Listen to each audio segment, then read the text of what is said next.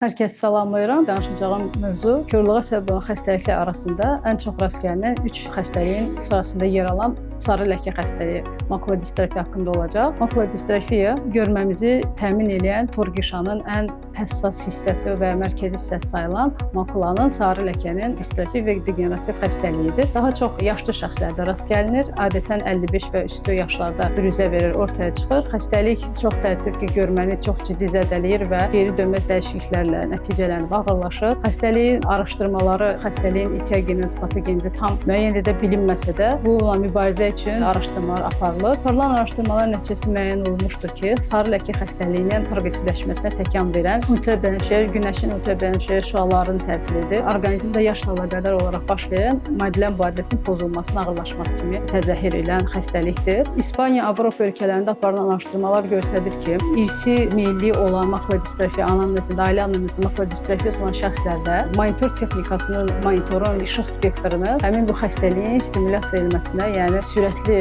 özünü büruzə verib inkişaf eləməsinə, sual altında inkişaf eləməsinə təsir etdiyi təsdiq olunub. Araşdırmalar davam edilir. Hələlik nəticələri elan olunmuyor. Bu xəstəliyin ciddiliyini nəzərə alaraq hər 50 yaşından sonra şəxslərə göz müayinəsi tövsiyə olunur. Günəşdən əgər xəstəlik diaqnoz qoyulubsa, günəşdən qoruyan ultraviolet şüalardan qoruyan eynəkləri taxmağa tövsiyə olunur və profilaktika məqsədi ilə tərkibində lutein olan vitamin multikompleksləri təyin edirik və tövsiyə olunur.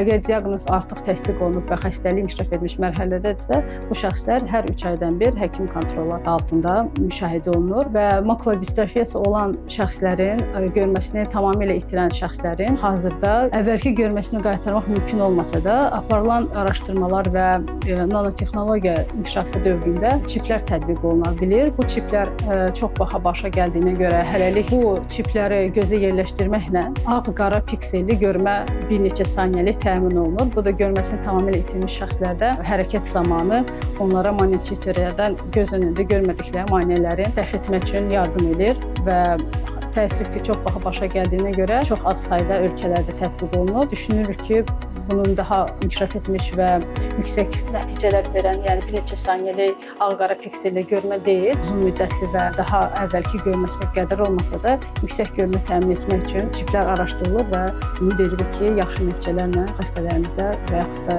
digər dünyadakı oftalmologlar bu xəstəlikdən əziyyət çəkən pasientlərə kömək edə biləcək.